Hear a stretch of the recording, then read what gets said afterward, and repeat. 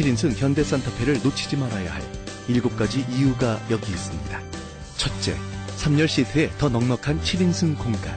둘째, 290마력의 강력한 V6 엔진. 셋째, 새로운 컨셉의 스톰 엣지 스타일. 넷째, 얼룩 방지 기능성 시트. 다섯째, 7개의 에어백 및 첨단 안전 사양.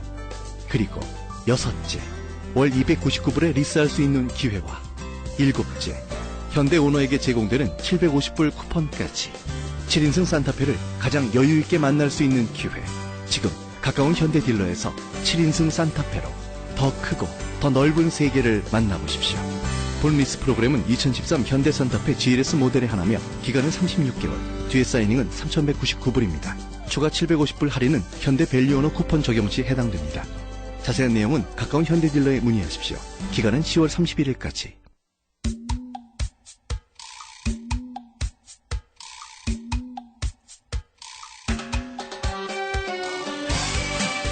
네, 모닝쇼 듣고 계십니다. 10시 25분 지나고 있습니다. 오늘 저희 모닝쇼 초대석에는 여성회 김영차기 이사장께서 나와주셨습니다. 안녕하세요. 예, 안녕하세요. 반갑습니다. 반갑습니다. 자, 오늘 모신 이유가 베르디 탄생 200주년을 기념하는 그런 베르디 오페라를 들으면서 설명하는 그런 행사가 있다고 해서 제가 모셨습니다. 네. 예, 이번 행사를 직접 진행을 하시는 거죠? 네, 그렇습니다. 베르디 음악가를 이렇게 소개한다고 하시니까 음악을 전공하신 분인가 이렇게 궁금해집니다.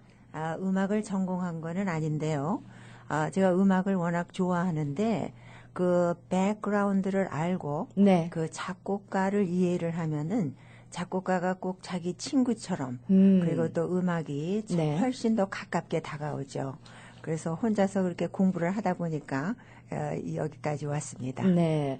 음악 애호가에서 이제는 어느 정도 이제 소개를 해 주실 수 있을 만큼의 어떤 칼럼니스트로서의 어떤 자질까지 생기셨다. 이렇게 볼 수 있는 거군요.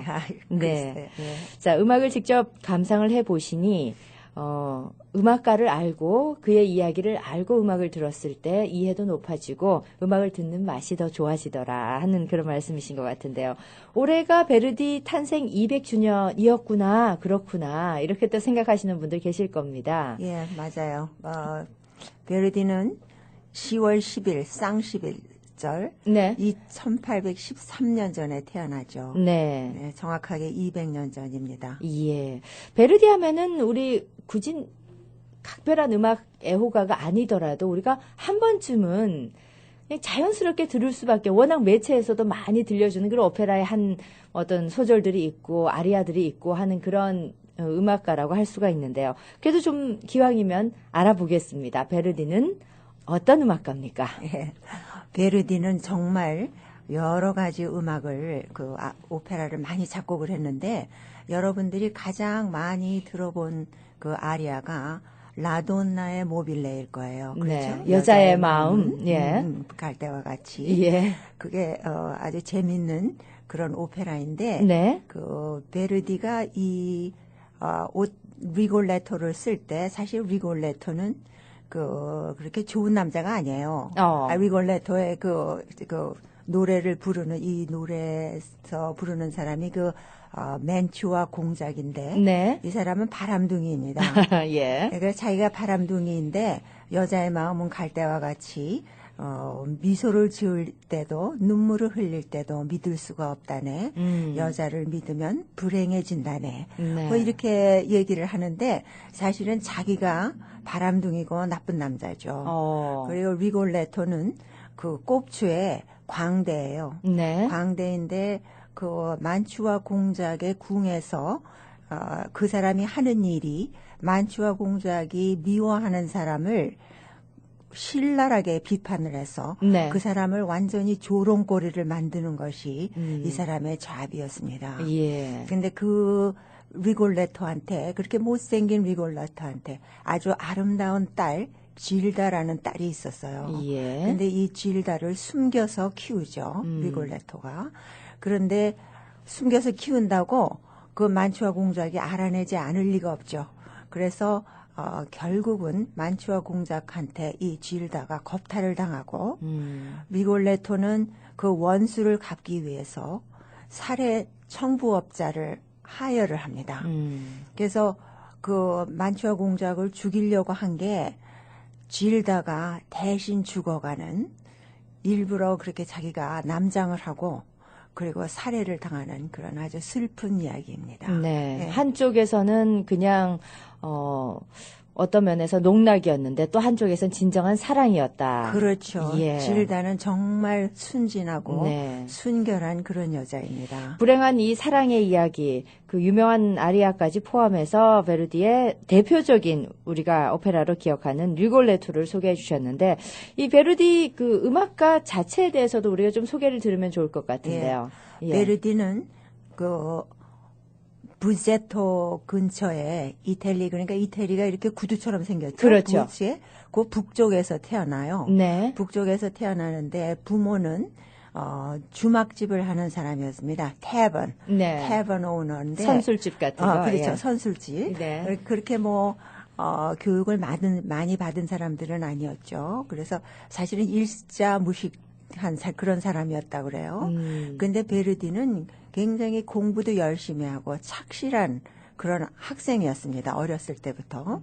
그리고 그 앞에 성당이 있었는데 그 성당에 가서 항상 올간을 치고 그리고 올간 공부를 하고, 그래서 이 부모가 돈이 그렇게 많지는 않았지만 돈을 모아서 그 부제토가 조금 큰 타운이니까 그 곳으로 얘를 학교를 보냅니다. 사실은 그 당시에는 그 시골에서는 학교도 안 갔다 그래요. 네네. 그래서 근데 부제토에서 이 베르디가 안토니오 바레치라는 사람을 만나게 되는데, 이 사람이 그 그로서리 스토어 홀세일을 하는 사람이었어요. 예. 그래서 그 동네에서는 조금 좀 돈이 많은 사람이었는데 베르디를 개인 장학금으로 밀란으로 공부를 보냅니다. 아, 뭔가 이 재능을 발견을 한 거군요. 그렇죠. 그때 예, 아주 시골 소년을. 음악에 예. 그러니까 많은 재능을 보였죠. 네. 그런데 밀란에 갔을 때 이 베르디가 벌써 19살, 거의 20살이 됐어요. 예. 그래서 밀란 음악 학원이 그때 굉장히 유명한 학원이었는데 네. 거기 입학원서를 냈는데 떨어졌습니다. 그 떨어진 이유는 키보드 실력이 모자란다 해서 떨어뜨렸지만, 사실은 이 베르디가 시골 사람인데다가 나이가 너무 많았어요. 벌써 그 당시에. 그래서 안 받아줬죠. 네네. 그래서 안 받아줬는데, 이 바레치는 그래도 괜찮다. 너 그냥 거기서 개인 교수를 받아라. 그래서 개인 교수를 2년 동안 받고, 그리고 다시 부제토로 돌아옵니다. 예. 부제토로 돌아와서 안토니오 바레치의 딸 마가리타와 결혼을 하죠. 자신의 후견인과 그리고 결국은 또, 장인이 되는군요. 그렇죠. 예. 어려서부터 서로 사랑을 했으니까. 네네. 그래서 둘이 결혼을 해요. 결혼을 하고는 부제토에서 음악 디렉터로 몇 년 있다가 아무래도 거기가 너무 시골이니까 둘이서 밀란으로 다시 이사를 옵니다. 네. 이사를 와서 첫 번째 오페라 오베르토를 작곡을 하는데, 그러고는 오베르토를 작곡을 하고는 그 밀란에서 가장 유명한 라스칼라 극장, 네. 거기 디렉터한테 매일 편지를 쓰는 거야. 나 이거 좀 라스칼라 극장에서 공연하게 해달라. 꿈의 무대지요. 그렇죠. 라스칼라는. 완전히. 예. 예. 그런데 다행히도 또 베르디는 미스터 메렐리라는 사람이 그 라스칼라 극장의 디렉터였는데 그 오베르토를 보고 공연을 하게 합니다. 그래서 공연을 해서 그 마이너 석세스, 그렇게 그러니까는 런어웨이 석세스는 아닌데 대단하진 않지만 그래도 어느 정도는 어느 정도는 이제 성공을 해요. 예. 성공을 하고 이 메렐리가 이 베르디를 잘 봐서 오페라를 3개를 더 작곡을 하도록 계약을 합니다. 계약을 해서 이제 오페라 두 번째 오페라 King for a Day, 그러니까 하루의 왕이라는 네. 그 희곡을 작곡을 하기 시작하는데, 작곡을 하는 도중에 이 베르디가 그 집안에 굉장히 큰 비극이 옵니다. 그 자기의 그 딸 버지니아가 병으로 죽고, 그리고 또 몇 개월 있다가 아들 이칠리오가 죽습니다. 네네. 또 몇 개월 있다가 자기의 부인 마가리타가 죽습니다. 그래서 22개월 만에 베르디는 완전히 식구들을 다 잃어버리고 아이고. 호롤단신이 됩니다. 저런. 그런 상황에서 희곡을 쓴다는 것이 임파시블 하죠. 그렇죠? 네. 그래서 사실은 자기는 그걸 다 포기하고 완전히 절망에 빠져서 구석방에 앉아 있을 때 그 이미 벌써 이 오페라를 공연을 하기로 그러니까는 퍼블리시가 됐기 때문에 네네. 안 할 수가 없는 그런 상황이었어요. 예. 그래서 그 오페라를 작곡을 마치죠. 음. 마치는데 이 공연을 딱 한 번밖에 못했습니다. 네. 너무 그 반응이 안 좋고, 아, 예. 그래서 정말 큰 실패를 한 거예요. 네. 아무래도 뭐 자신의 그 좌절감이나 그 고통 속에서 좋은 작품이 나오기가 좀 쉽지가 그렇죠. 않았겠죠. 예. 그렇죠. 그래서 베르디는 그때 완전히 자기는 작곡가로서의 꿈을 접고 네. 이제는 더 이상 안 하겠다라고 그렇게 생각을 하고 절망에 빠져 있을 때 이 메렐리라는 사람이 또 한 번 베르디를 구해줍니다. 네. 어느 날 둘이서 12월 달 눈이 오는 날 길에서 만나게 돼요. 네. 메렐리를. 근데 메렐리가 같이 걸어가면서 내가 지금 나부코라는 지금 그 오페라 그 가사를 갖고 있는데 네. 이게 참 너무 좋다. 그래서 너 한번 읽어보지 않을래? 그러면서 그 베르디를 이렇게 그 종용을 합니다. 제 기억으로는 나부코는 푸치니의 작품이 아니에요. 아, 베르디 베르디 작품. 작품. 아우, 제가 기억을 잘못하고 있었군요. 예. 그래서 그 나부코를 내가 뭐 이거 읽어봐서 뭐 할 거야. 난 이거 이제부터는 오페라 작곡도 안 할 건데. 네네. 그랬더니 이거 네가 읽는다고 뭐 손해 보냐? 가서 예. 한번 읽어봐라. 예. 그래서 그 악보를 가지고 그 리브레토라고 그러죠? 네. 가사를 가지고 집에 와가지고 그거를 탁 떨어뜨렸어요.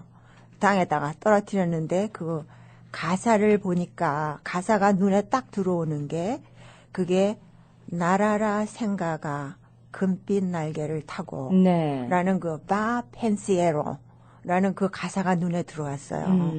그러면서 그게 너무 그 가사가 마음에 드는 거예요. 네네. 그래서 좋아서 내가 참 이 가사는 좋구나. 그치만 뭐 내가 오페라 더 이상 작곡 안 할 건데. 그리고는 그걸 탁 집어치우고 자려고 그러는데 네. 잠이 안 오는 거예요. 그 가사가 자꾸 눈에 어른거려서. 그래서 다시 일어나가지고 그 리브레토를 3번을 밤을 새고 읽습니다. 예. 그리고 그 다음날 메렐리한테 가서 갖다 주니까 메렐리가 어떻게 생각해? 그래서 너무너무 좋더라. 그랬더니 그러면 너 그거를 한번 작곡을 해보지 않을래? 그랬더니 안 한다고 막 그러는데 일부러 그거를 주면서 문을 잠궈버려요. 자기 사무실 문을. 예. 가서 해라.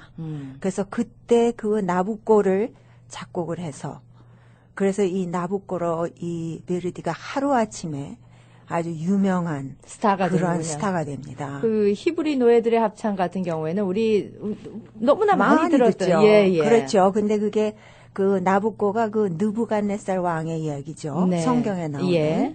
그리고 시편 137편 그것을 히브리 노예들의 합창의 가사입니다. 사실은. 네. 그래서 그 가사가 정말 좋은데 그때 그 이태리 사람들이 그 곡을 좋아한 이유 중에 하나가 그게 그 바빌론에 잡혀갔던 이스라엘 사람들이 자기의 고향을 그리워하는 그런 노래잖아요. 네. 그런데 그 당시에 이태리 사람들이 오스트리아한테 그 억압을 받고 있었습니다. 그러니까 자기들이 그 자유를 갈망하는 마음, 그 마음을 가지고 그렇게 그 노래를 좋아했고 이 이태리 사람들의 제2의 애국가가 됩니다. 이 바 펜시에로가. 그리고 그 재밌는 일화는 그 노래를 이제 연습을 할 때, 리허설을 할 때, 라스칼라 극장이 리마데를 하고 있었어요. 네네. 그래서 극장이 막 시끄럽고 망치 소리는 나고 그러는데, 그리고 뭐 합창하는 사람들도 그냥 성의가 없이 합창을 하고, 엉터리로 하고 있는데, 이거를 2절을 부르자마자 갑자기 극장 속이 조용해졌습니다. 네. 그 일하던 사람들이 망치 소리를 다 멈추고 그리고 이 합창을 들은 거예요. 그리고 끝나자마자 이 합창을 그 사람들이 비바 마에스트로, 비바 베르디 하면서 막 박수를 쳤죠. 그때 베르디가 내가 오페라 작곡가로 성공할 수 있겠구나라고 느꼈다고 합니다. 네, 네. 그런 어떤 그 나부코에 관련된 이야기도 있고 베르디의 대표적인 오페라 작품들이 참 많지 않습니까? 많죠. 네. 그 좀 어떤 작품들이 있는지 그 소개 좀 다음에 해주십시오. 이제 그 다음에 미들 이어에 그 작곡한 것이 아까 제가 말씀드린 리골레토, 네. 또 라트라비아타, 또 아이다, 네. 돈칼로, 뭐 일 트라바토레, 그리고 이제 마지막에 이 사람이 그 베르디가 57세에 나는 이제 더 이상 많이 작곡을 했고 내 나이도 많고 그러니까 그만하겠다 하고 리타이어를 해요. 은퇴를 하는데 은퇴를 하다가 74세에 다시 작곡한 게 오텔로입니다. 네. 그리고 79세에 마지막 작곡한 게 펄스타프라고 그것도 또 셰익스피어의 작품이죠. 예. 그 베르디는 명작을 많이 그 오페라로 만들었어요. 예. 그러니까 리골레토 제가 아까 말씀드린 거는 빅토 휴고가 쓴 왕의 바보라는 그런 그 소설이고 그리고 라트라비아타는 여러분들도 잘 아시는 그 듀마, 알렉산더 듀마의 춘희, 네. 춘희가 그 오페라가 된 거고 그리고 이제 그 물론 셰익스피어의 작품 맥베스 그리고 오텔로, 펄스타프 그게 다 명작들이죠. 그러니까 명작, 성경 이렇게 검증된 작품으로 음악으로 그렇죠. 그리고 오페라로 승화시킨 그런 우리가 그 오페라 이야기할 때 작곡가 뭐 다른 사람은 우리가 모르는 사람이 많다 하더라도 베르디를 모르는 분은 거의 없을 것 같습니다. 그렇죠. 그래서 탄생 200주년을 기념해서 이 오늘 설명을 좀 많이 해주시긴 했습니다만 그날 오시면은 이거보다 더 자세한 이야기도 좀 나오겠죠?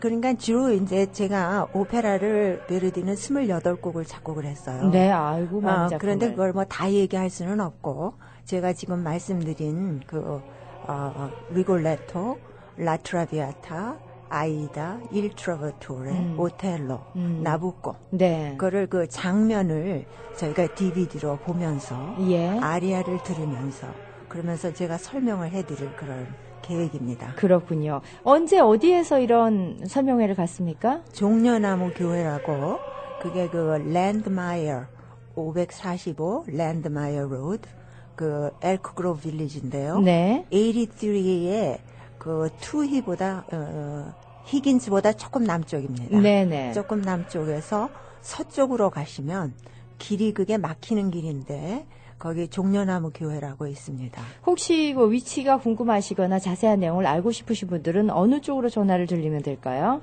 전화번호가 630 네. 207 2515입니다. 630-207-2515로 연락을 주시면은 네네. 자세한 내용도 아실 수가 있습니다. 뭐 입장료가 있다던가 그렇습니까? 아니요, 무료고요. 네. 그리고 또 간단한 점심까지 여성회에서 준비했습니다. 예. 시간이 오전 11시죠? 네네. 예. 그리고 목요일이면은 내일 아닙니까? 내일이에요. 네.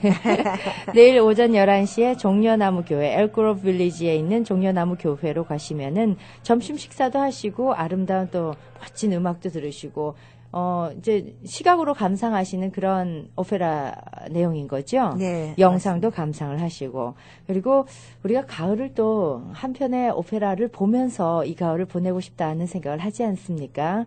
오페라 그 극장으로 가면 더 좋겠지만 좀 대리만족도 될 것 같습니다. 네, 맞습니다. 네. 그리고 팍팍한 일상이라고 우리가 흔히 얘기를 합니다만 이렇게 한편의 오페라나 아리아를 들으면서 또 여러분 생활의 여유도 좀 찾아보시는 그런 날이 되셨으면 좋겠습니다.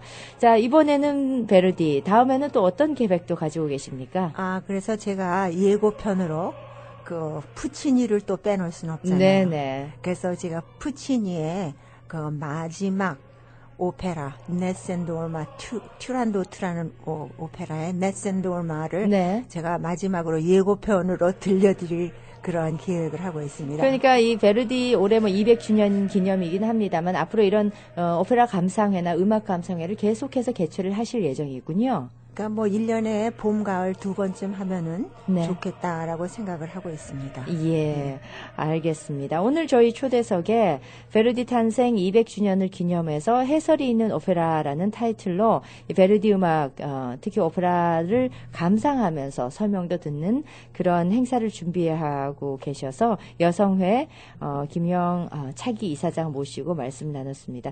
자, 이 행사도 아주 성황리에 함께 하시고 또 많은 분들이 또 정서적으로도 좀 편안한 그런 가을이 되시기를 좀 많이 좀 노력해 주시길 부탁드리겠습니다. 감사합니다. 고맙습니다.